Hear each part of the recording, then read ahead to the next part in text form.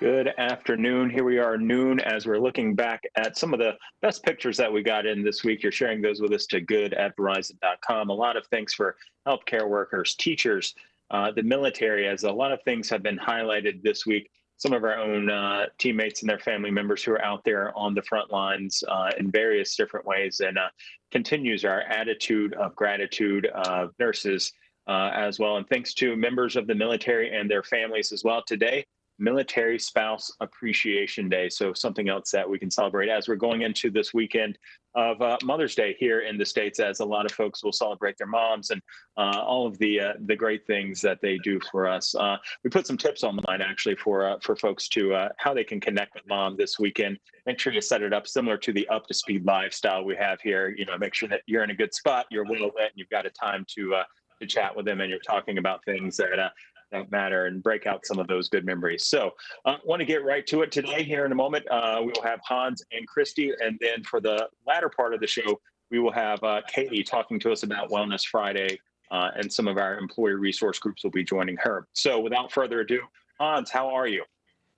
I am fine, Jeremy. Here, I've been away from Up to Speed 3 days, so it's great to be back and speak to all the V-teamers what's happening and what we're doing. It's been a busy week for me.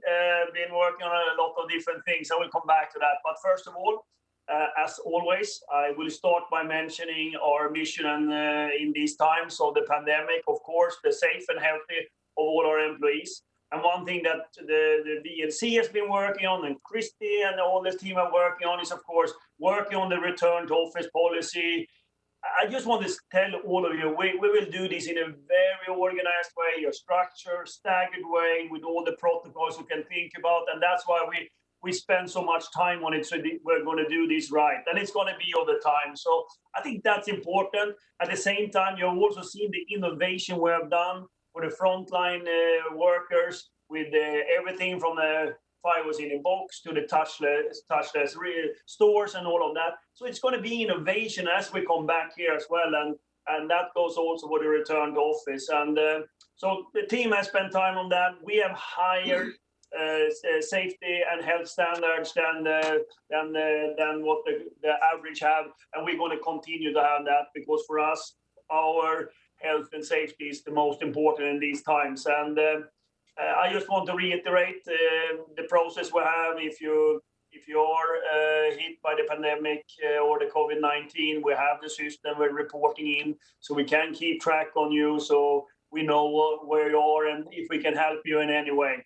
So that's very important. We continue with that, because that also tells us how things are moving in the company. Other than that, on the network and the customer side, talked to a lot of customers this week as well. A lot of great feedback how we are now operating, and it seems like we've come to a steady state with our customers, how it's working. They are working from home, many of our larger enterprises, and that seems to work.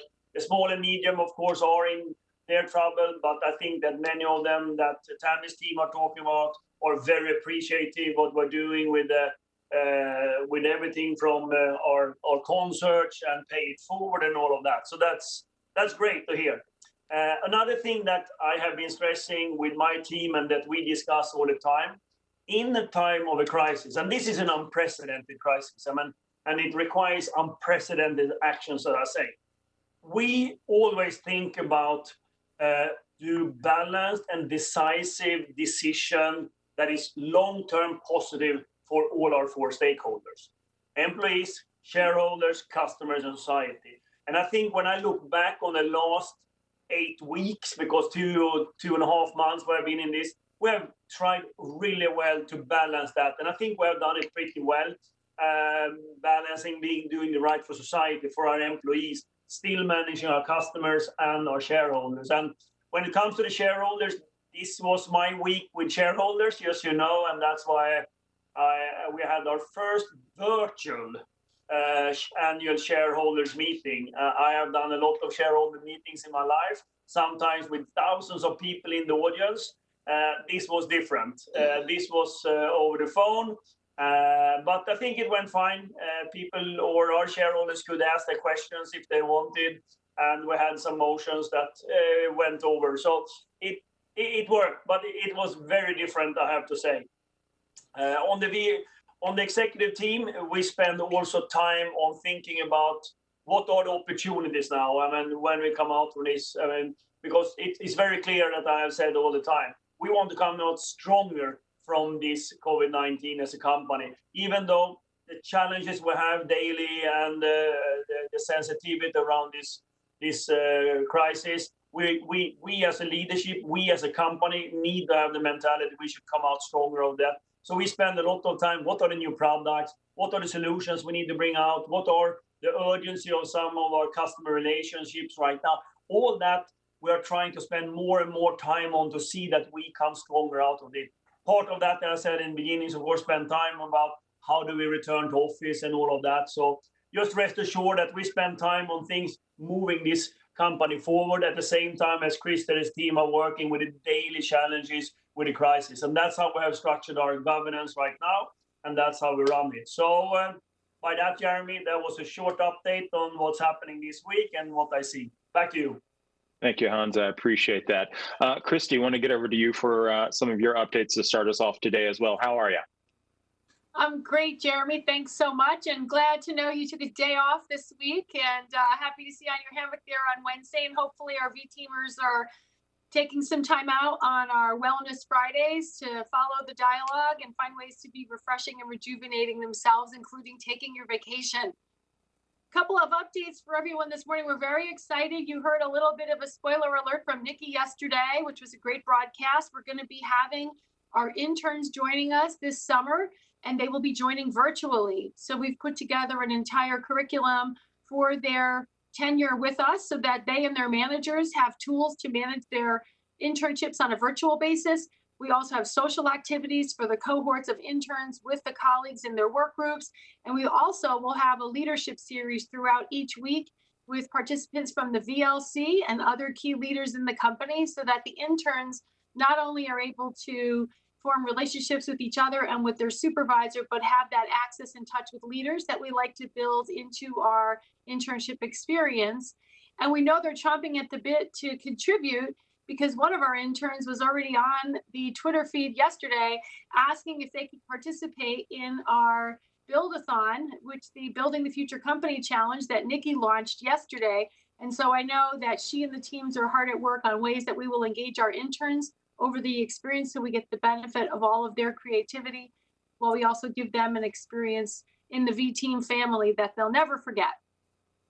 Another thing that's going on, you've heard a lot over the last few broadcasts about the fact that we're preparing for the next phase, that new normal. How do we begin to put in place a set of operating frameworks that are really going to carry us for the next probably 12 months, where we anticipate having a situation in the world where there's COVID-19 and they're unlikely to be a vaccine before April.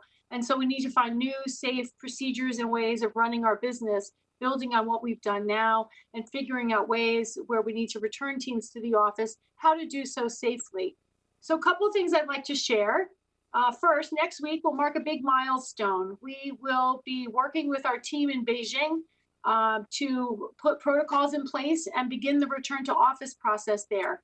We have a small team of people that work for us, and we have worked with them to create the protocols. We'll be seeing what we learn, sharing that with the leadership team and with Hans. We have social distancing, we have personal protective equipment, we have spacing in the facility as well as at group tables and things where we'll have the 6 feet social distancing. We have PPE that people will be wearing in the workplace. We're going to see what we learn, and that'll inform the framework we have for our office settings. And so I know that there's a lot of anxiety and questions that have come in over the last 10 days as we've been talking about this. And while everybody wants all the answers, right now we're still formulating the answers, and we're taking into account all of the things you heard from Hans. And earlier in this week, you got to hear from Ronan and Tammy and Guru. We're also obviously working with Kyle and all of the other leaders on the VLC. But employee safety and health is a top priority, and companies are having to put procedures in place to do that in the backdrop of the environment I mentioned with regard to COVID. So far, we've been very successful at keeping our employees safe, and we want to keep doing that.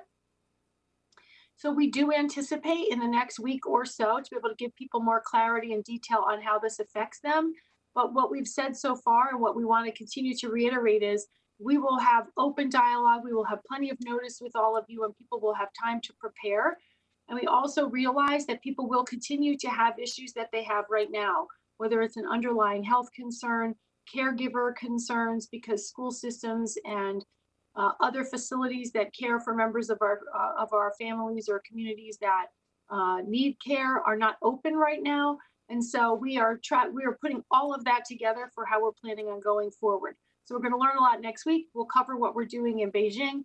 And we recognize that we have also different kinds of work. Our retail teams are back at the stores that we have open with our social distance touchless retail, appointment only. We're going to scale that and bring more stores online. You heard from Ronan this week. We've heard from Kyle and Kevin Service and Gina Wilborn. We've revised the way we're handling dispatch protocols. We've got the Tech C app and ways that we've modified that. We continue to try to work back our caseloads to get up to what our pre-COVID performance standards were, leveraging all these innovations from our employees. And now we're really trying to figure out what do we do with our teams that are office-based, that are largely working from home now, because we do have employees that say, hey, I really actually need to get to the office, or my customer needs me to come on site, or I work in a job that's actually based in another company's location. How do I do that? And so we are working on answers for all of those scenarios so that we can communicate with those employees and those teams. So Jeremy, that's what we're up to. Awesome. Christy, a lot going on there. I want to jump over to some Q&A. Reminder, you folks can always hit us up with questions to live@verizon.com. Just drop us an email. I see it pop in here. But Hans, I want to start with you. Kind of a benchmark we've used throughout this, you mentioned network earlier, was the amount of traffic we see on Mother's Day and the weekend coming up. How's the network looking, and how are we prepped for all of the FaceTimes and video calls and just text and calls in general? So if you look at the Verizon network report that came out on Wednesday or something, we now do that at least weekly when we come out what's happening in the network.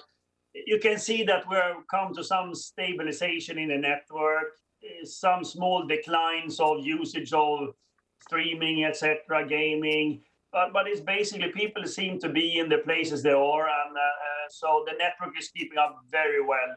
The calls are going down a little bit, as well as how long they are. Remember, we talked in the beginning that calls were 33% longer than normal.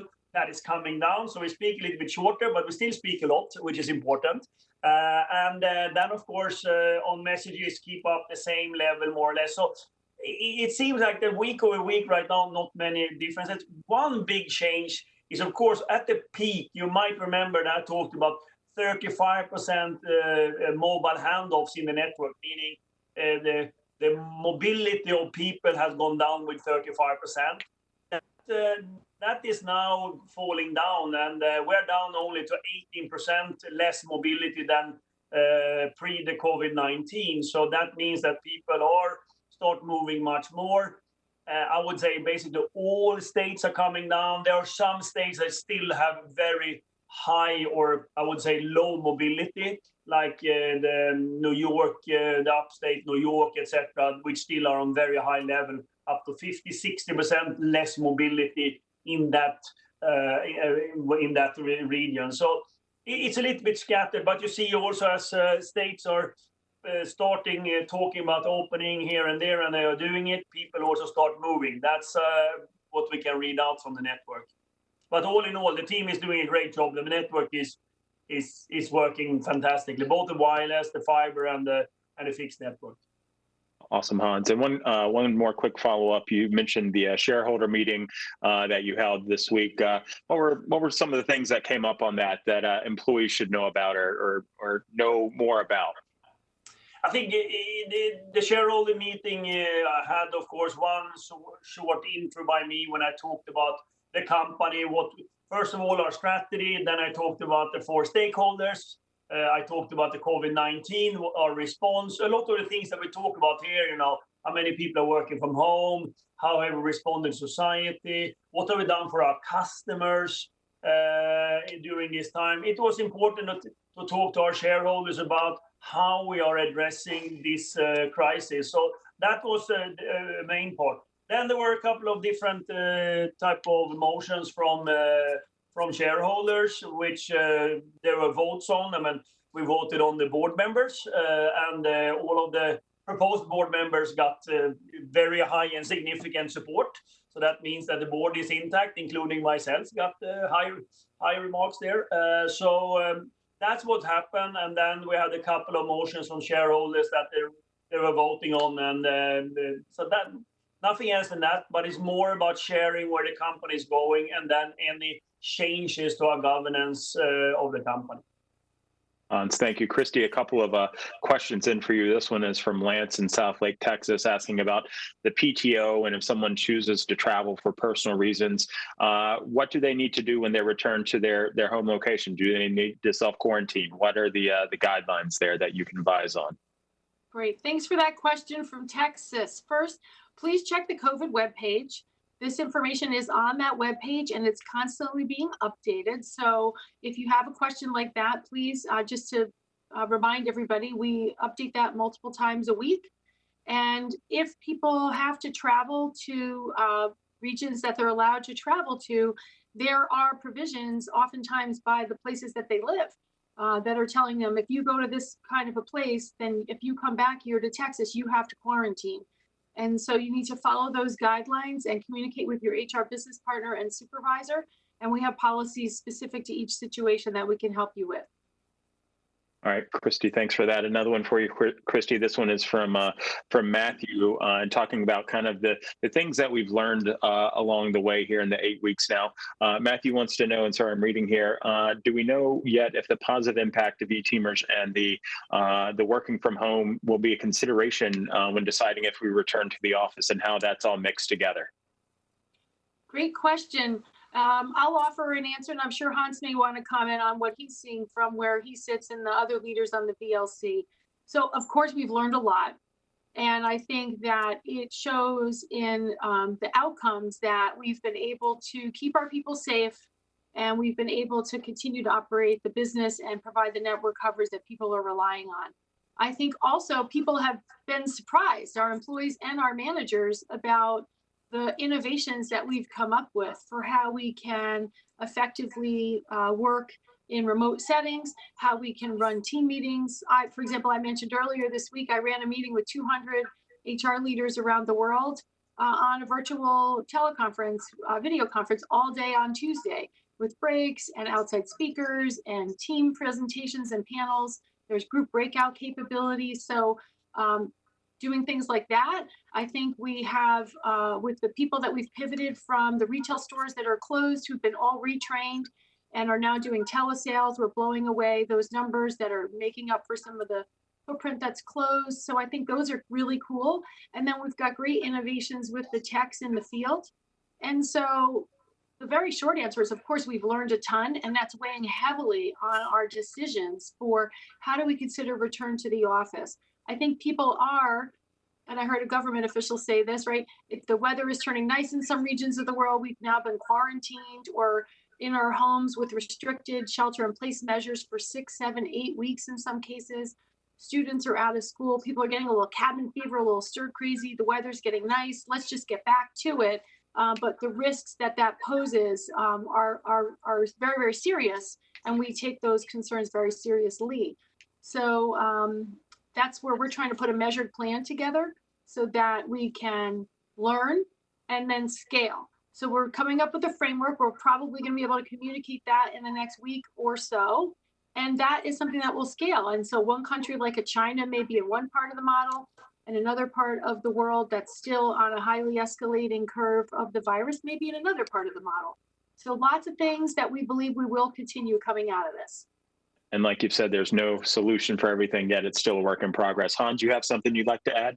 Yeah, I think, first of all, Christy covered everything we have done and with the learnings we have done, which are enormous. I think as we as individuals are learning quite a lot as well in this time frame, how you work and so on. For me, I think the pulse has been very important to understand how these really work. And let me start by talking about the work from home, because that has been very important, because it's another environment. I mean, we have family members home, and technology might be a problem. That's, of course, has been a great concern that we can continue to be productive. I would say the majority of all our employees working from home actually think it's working. So that's good, and that they get the support from the manager, which was the most important in the whole pulse for me, that the leaders and are actually communicating and having relationship in this environment where we don't meet in the office every day. That's a big learning that it seems like the whole company is stepping up in this moment. I didn't doubt that we have a good resilience and great core values, but this is something different. And so I think that I've learned that.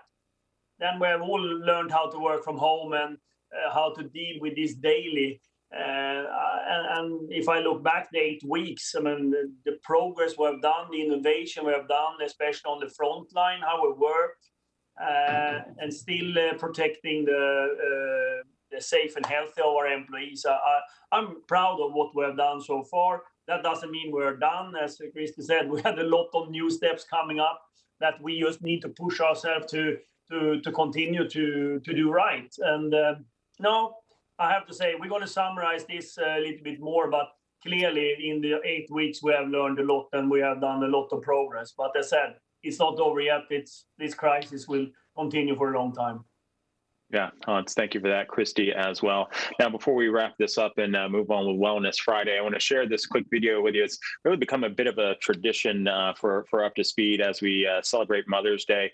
Some of our kids from some of our V teamers, it's like kids say the darndest things. Well, here's our own version of kids wishing their moms happy Mother's Day. What's your favorite thing about Mom? My favorite thing about my mom is my favorite thing is spending time with my mom. When you help me do my work and stuff. Eating donuts. Do you like Mommy? Yeah. I like Mom because she always spends time with me. Anytime I'm doing a sport, she'll cheer me on. I love Mommy because she tucks me in every night. I love Mommy because she's the sweetest person ever. I love Mommy because she knows how to paint my nails. Isaiah, what's your favorite thing about Mom? That she works for Verizon. We just want to recognize how our mother helps us every day. She's our biggest supporter and best friend, and she's always there for us in everything that we do. She's like hilarious. She always has a joke on her. She's always there for us. She is kind to me and to my family. I love my mommy. What is your favorite thing about Mommy? Daddy! Buy me all these good toys. Toys. Just toys? Yes. And love. Kissing her. Do you like Mommy? Yeah. What's your favorite thing about Mama? Ma. What I wish for my mom on Mother's Day is that she can continue having great health and have a stress-free day. Happy Mother's Day. We love you, Mommy. We love you, Mom. We love you, Mom. Love you, Mom. Happy Mother's Day. Love you, Mom. Happy Mother's Day. Happy Mother's Day. Happy Mother's Day. Thank you. She is the best mom ever. Goodbye, Verizon moms, and happy Mother's Day.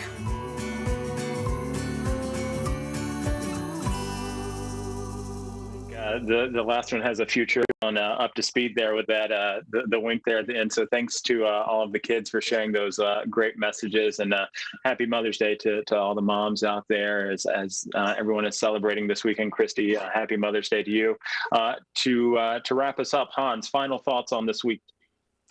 Jeremy, thank you. What a fantastic video.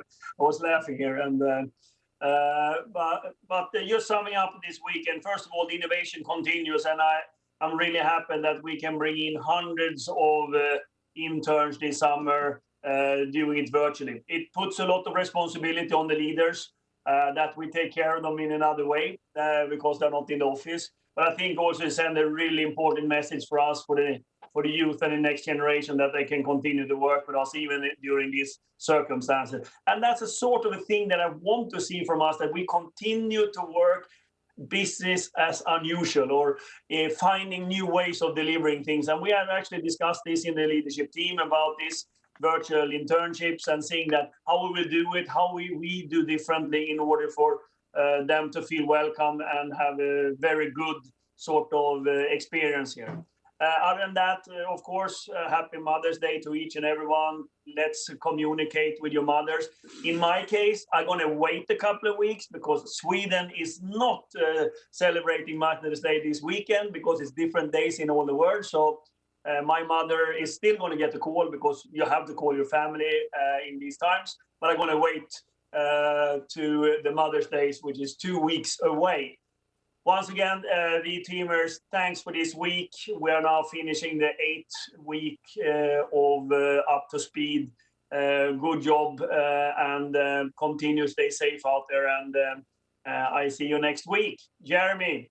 And by the way, I get questions why I have so nice background here. Yeah, I'm still in the same place. It's just that I have so many media and shareholder meetings this week and next week. So we thought it was a little bit nicer to see the Verizon logo behind me, and I hope that you enjoyed that behind the scenes. Thank you very much. Jeremy, back to you. Thank you, Hans. Some home improvement over there in the Vestberg home. It looks good. I like what you've done there. I don't know if I'm going to do the same thing here, though. So thank you for that, Hans and Christy. And I want to close out with a couple points of thanks and congrats as we go. Chris, go and take that first slide for me, please. This came in from a mom on our offer of free video game bonuses and more entertainment. You can see C. Johnson says, I just redeemed the Robux code and quickly added it to my son's account. Much needed surprise for both of us. Side note, y'all just gifted me like one full day of peace and tranquility. Happy to provide that to you. On the next slide, how about a picture of a baby? So cute. V-Teamer Jessica Milster shared this cute pic of her daughter Ansley with us. She was born in January. She says if it wasn't for our amazing benefits, we wouldn't have been able to proceed with IVF for her or her older brother. So congratulations to the family there. What a cute babe. And finally, I have the ability to do this. There's a pic of me and my mom. We love some crazy t-shirts. So Mom, happy Mother's Day. I'll be calling you obviously, but hopefully you're watching right now. And I thank you for everything you've done my entire life. I love you. And to all of you out there, thank you so much. Now we will transition over to Wellness Friday. One of my good friends and another mom, Katie, is joining us now. Katie, how are you this afternoon? Hey, Jeremy, I'm doing really well, and I'm excited to have with us this afternoon two of the leaders of our Verizon employee resource groups who support our V-Teamers who have physical and mental health challenges in this era of COVID-19. And joining us this afternoon is Krista Hinman. Krista has been with Verizon for a long time and served in a lot of different parts of the business, including wireline, wireless, and enterprise. She leads our DIAL ERG, which stands for Disabilities Issues Awareness Leaders. And Matt Johnstone. By day, Matt works on Verizon Media's Global Service Desk team in the Omaha, Nebraska office. And also by day, he is the global co-lead of Verizon Media's Neurodiversity Employee Resource Group, which was one of the first employee resource groups of this kind anywhere. So Krista and Matt, thank you again for being with us here today. So Krista, I'll start with you. For those who may not be aware, what would you want employees to know about DIAL? Hey, Katie, thanks for that great intro. So happy to be with you guys today. Sure. So DIAL, as you said, stands for Disabilities Issues Awareness Leaders. And our mission really is to create a universally accessible workplace and world. And the way that we do that is we do that by empowering and advocating for employees with disabilities. And I think it's important for our V-Teamers to know that we welcome not only employees with disabilities, but other people too, people who may be caretakers for people with disabilities and people who are really just our allies in the disability world. Thanks, Krista. And Matt, can you give us an introduction of the Neurodiversity Employee Resource Group? Yes, thank you very much, Katie, and thanks, Krista, for teeing some stuff up. So neurodiversity supports, as you might see from the t-shirt, empowering all minds. And the top line for neurodiversity, people will often discuss things like autism spectrum disorder, OCD, ADHD. There's a whole different range of ways that brains work, and we as an employee resource group are trying to support all the different ways that brains work in our workplace and in our world. Thanks so much, Matt. So let's start with you. Can you tell us a little bit about why you decided to step up and lead the Neurodiversity ERG? So I was diagnosed with ADHD at the age of 31. I had spent 2 decades having ADHD and not knowing about it. And I was working at the time for AOL. And as AOL and Yahoo were in the process of merging together, I heard about our Neurodiversity Employee Resource Group. And I found Margot Joffe, our founder. I found her email address and bombarded her with emails for 2 weeks, and ended up being a chapter leader in Boston, and then a chapter leader in Omaha, and then being asked to serve as the global lead. And I said yes because it is really, really easy for me to talk about having ADHD, about being neurodivergent, and I have some safety to do that. I know that many employees don't. They don't feel comfortable being open about their challenges, their mental health challenges, or their neurodivergences. And I want to see a company where people do feel that comfort, where they do get the support that they need to succeed and to be productive and offer their valuable minds to our company's work and to their own lives. Thanks, Matt. I think next maybe we wanted to show a quick video. Do you want to tell us a little bit about Danielle and key this up for us? Absolutely. Daniele Valen is one of our chapter leaders for the Neurodiversity ERG out of Playa Vista, California. She's one of my favorite people in the world. We had a wonderful day at a summit in New York last year that will stand in my memory forever. And I'm super excited to hear her tell her story for all of you. My name is Daniele Valen. I am on the sales, learning, and development team at Verizon Media. In my role, I train new hires, I train existing members of the sales team on the Verizon Media side. It's fun and challenging, and I always get to work with different people and personalities. So I have had an eating disorder since I was 16, was hospitalized several times throughout high school and college. It really felt like it was what defined me and how people knew me. So for a very long time, I was scared to let go of that. I'd been doing well ever since working at Verizon Media, seeing therapists, dietitians, and I became aware of the Neurodiversity Employee Resource Group through my old manager, actually, but I was hesitant to join and expose myself in a way because being vulnerable is scary. I also really felt like that was not something that would reflect positively on me in a work environment. But I really do think things kind of clicked a little bit more when I joined neurodiversity, because it was more like there's a whole spectrum of people that deal with different mental health challenges, and it manifests in different ways. And this isn't something that I experience in a vacuum. And it really helped me accept it instead of like try to push it away. COVID-19 has kind of thrown me for a loop. I think at the beginning of this, part of me felt really guilty even admitting to myself that I was struggling with thoughts around food and anxiety around my body because it felt so trivial compared to what else is going on. I have really had to stay honest with myself about what is healthy for me right now and making sure that I'm owning what's going on with me and I'm sharing it. And I think another big challenge is just I don't have access to my treatment providers in person. I do virtual sessions with them now, which is great. The Neurodiversity ERG has had our normal monthly member meetings. I think those have been especially helpful right now, and attendance has been really high too. So I think people are looking for that place right now to connect and to share. You don't deserve to go through life with this burden on you. And that's something that you can share and find connection with in the neurodiversity community. When you are ready, the Neurodiversity ERG will be here for you.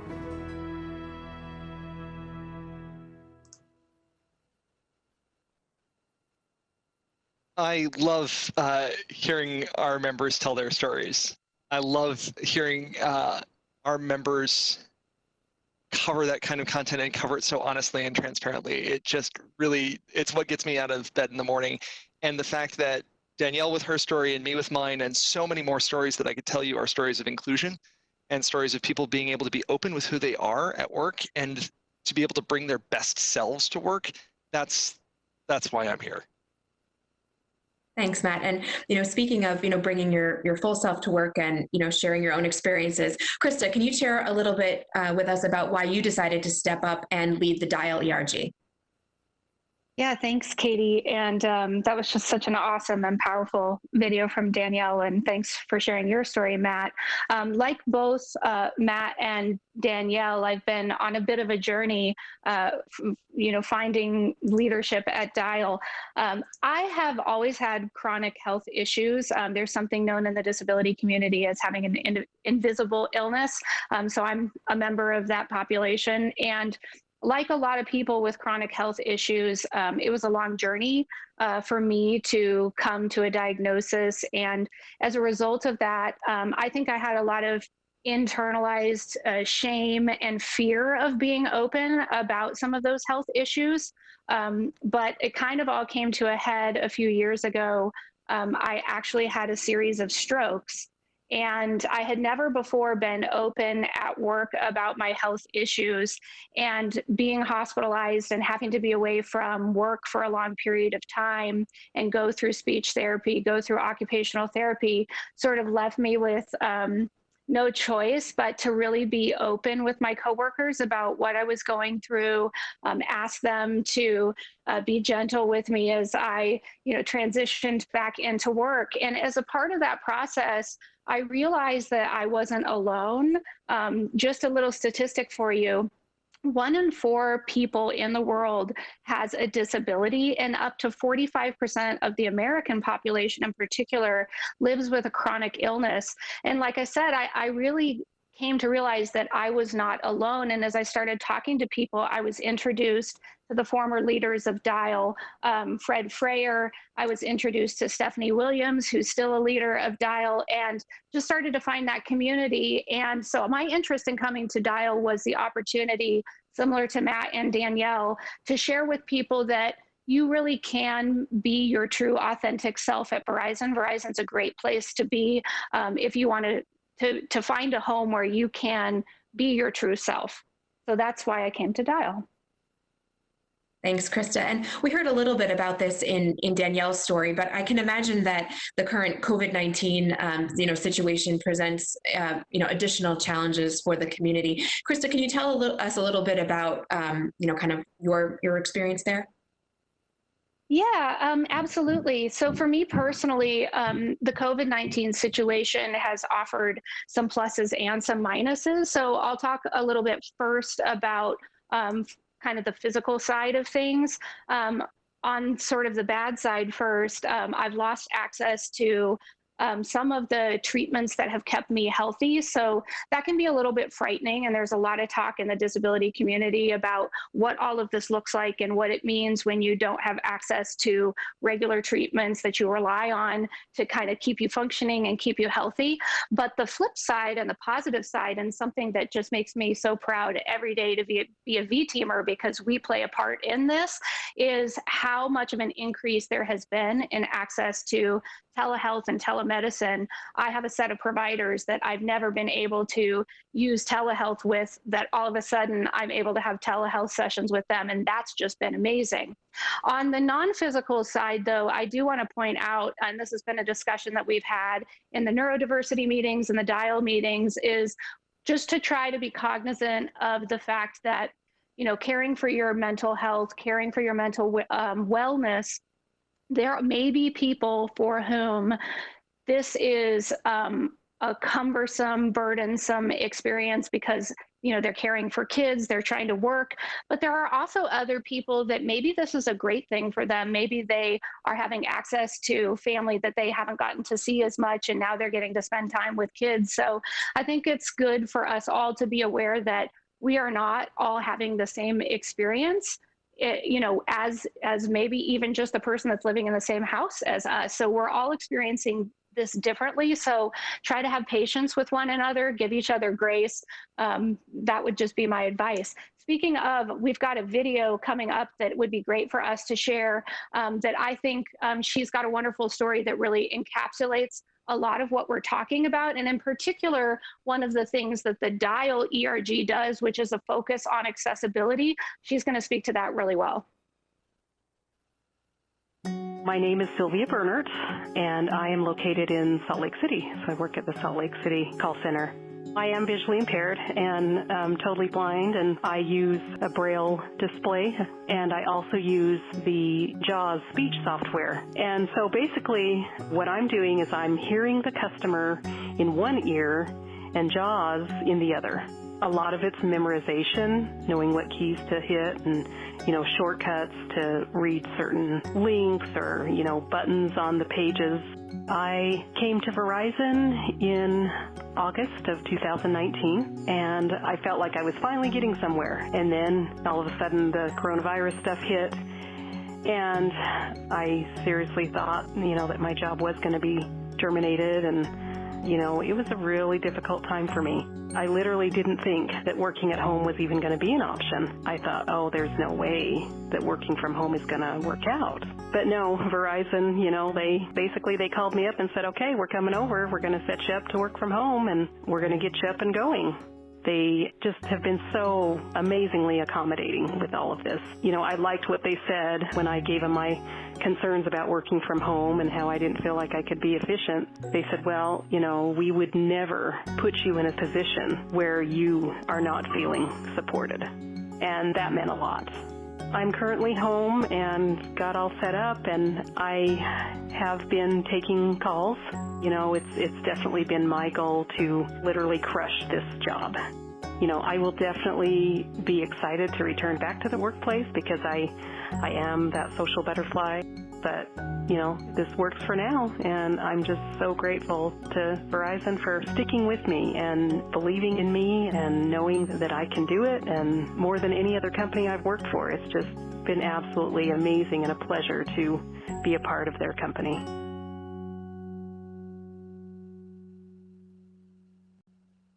Yeah, so I love everything about that video. It makes me so proud to be a V-teamer. One of the key pillars of both the Neurodiversity ERG and DIAL is the focus on accessibility for both employees and for our customers. And I think this video does a great job of highlighting that.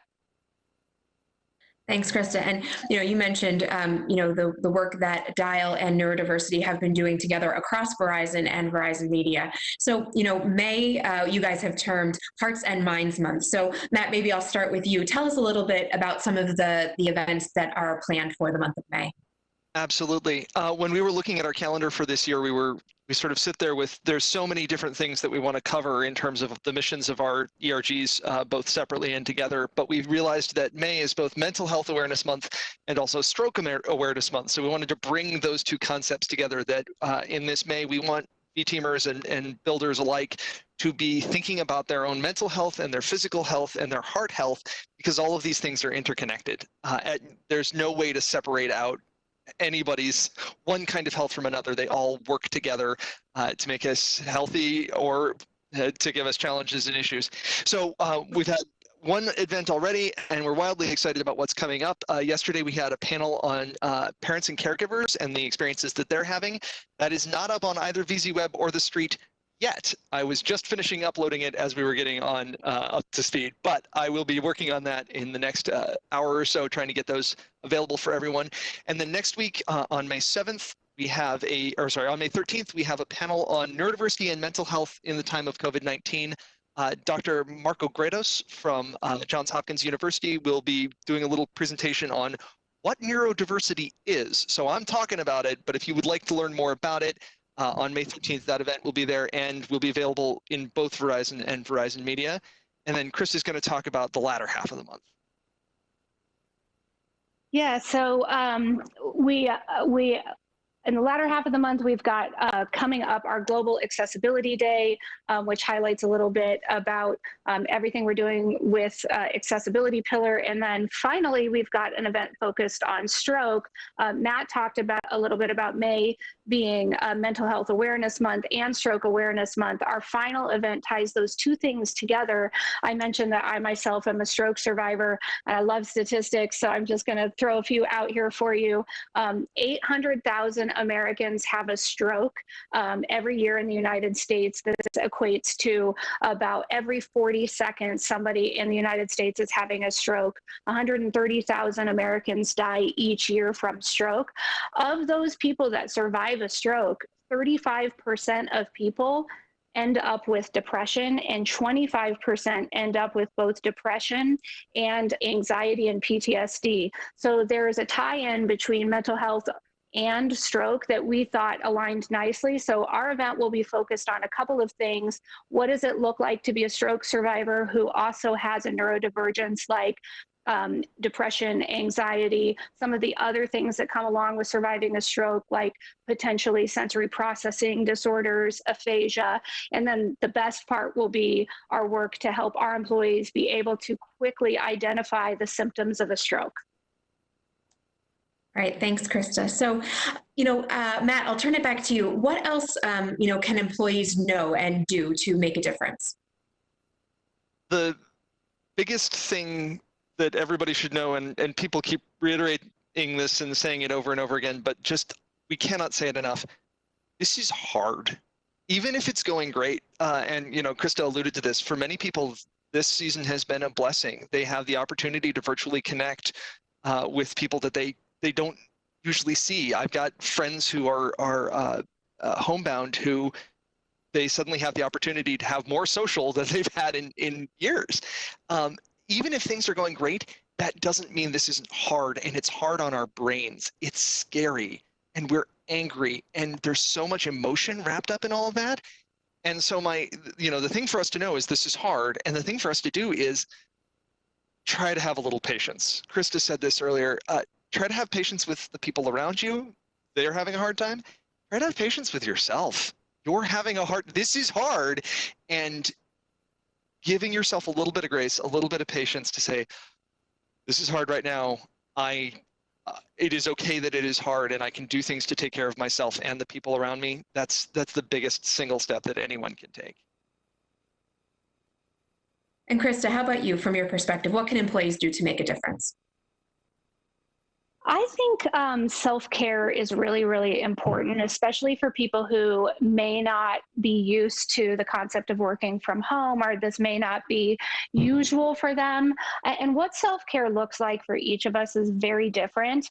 For me, self-care looks like giving myself permission to get up, walk away from my computer, walk away from electronics, step outside, take 5 minutes to breathe in the air.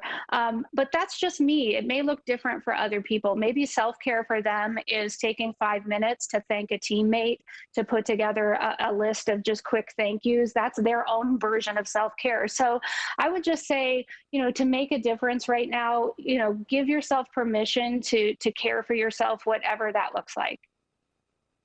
Thanks, Krista. And as we look to start wrapping up for today, are there final thoughts you'd want to share with the V team and those watching at home? Yeah, for me, final thoughts would be, we would love to have people join us in our ERG. A thing that people may not have thought about when it comes to disability and neurodivergence is that disability and neurodivergence crosses race, it crosses gender, it crosses sexual orientation, it crosses culture. So we are as diverse as an ERG as you can find. We welcome everybody. We're a community that's here to support everyone, and we would love to have you. And I think specifically with that, reminding folks that at the moment, we are 2 different ERGs in 2 different business units. That is not likely to be the case forever. So if you're curious about learning more about neurodiversity and you're in Verizon, sign up for Dial. If you're in Verizon Media and you're curious about learning more about Dial and the resources they have on offer, join Neurodiversity. And as we come more closely into alignment, there will be opportunities for crossover like this month and going forward. All right, Matt, Krista, thank you so much for joining us today and for such an insightful conversation. We really do appreciate it. If you want to learn more about the events that Matt and Krista mentioned, you can search Hearts and Minds on VZ Web, or for the Verizon Media team, check out yo/Hearts and Minds. And these are just 2 of the many employee resource groups we have available for employees. And for more information on those on VZ Web, search ERGs. And for Verizon Media, check out yo/ERGs. Well, that will wrap it up for us and Wellness Friday. Have a good weekend, everyone. Until next time, you're up to speed.